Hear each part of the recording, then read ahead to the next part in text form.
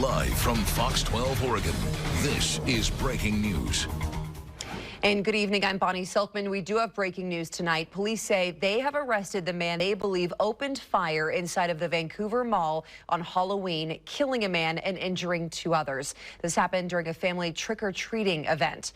Vancouver police say they arrested 22-year-old Travis Ward at his residence in Vancouver today.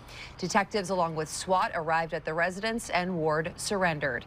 He is facing charges of murder and assault. The Halloween shooting inside of the Vancouver Mall left 1 man dead and 2 others hurt on October 31st around 7:30 p.m. Police have not released the name of the man who died. Police say that the gunman was wearing a Halloween mask at the time, and they believe that this was a targeted shooting. Detectives do want to thank the community tonight after getting tips that assisted with this case. This is an ongoing investigation. We will keep you updated on this developing story.